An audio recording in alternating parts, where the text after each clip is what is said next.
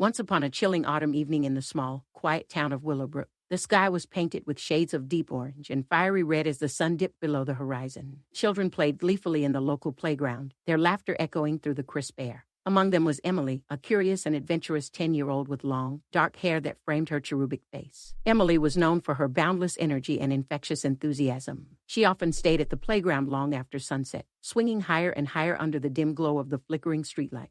Her parents, Mr. and Mrs. Anderson, trusted their tight-knit community and believed Willowbrook to be the safest place for their precious daughter. On this particular evening, as Emily swung back and forth on the creaky swings, a sinister presence loomed nearby. Hidden within the shadows, a figure watched her every move. The mysterious stranger had been observing the playground for weeks, waiting for the perfect opportunity to strike.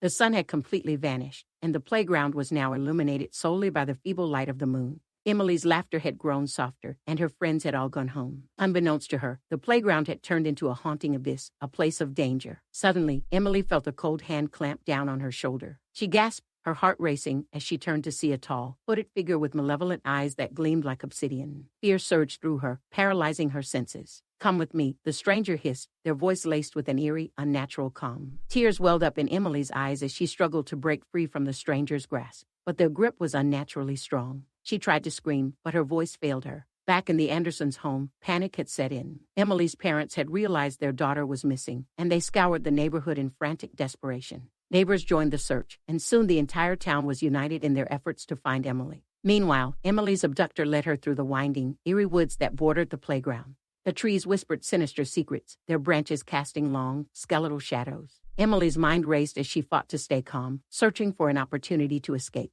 Hours turned into an agonizing night as the search for Emily continued. Desperation gnawed at her parents' hearts, and the entire town descended into chaos. Flyers with Emily's picture were posted on every street corner, and news of the kidnapping spread like wildfire. In the woods, Emily finally saw her chance to break free. The stranger momentarily loosened their grip, and with all the strength she could muster, Emily broke away, stumbling through the underbrush. The stranger gave chase, but Emily's knowledge of the woods gave her an advantage. She ducked behind trees and rocks, her heart pounding in her chest. Ultimately, Emily managed to evade her pursuer long enough for a search party to find her. They emerged from the dark woods with her, and her parents embraced her with tears of relief streaming down their faces. The mysterious figure, their face still concealed by the hood, slipped back into the shadows, vanishing into the night. The town of Willowbrook remained haunted by the memory of that chilling evening, a stark reminder that even in the safest places, darkness could lurk just out of sight, waiting to snatch away the innocence of childhood. As the years passed, Emily grew into a strong and resilient young woman, determined to forget the horrors of that fateful night.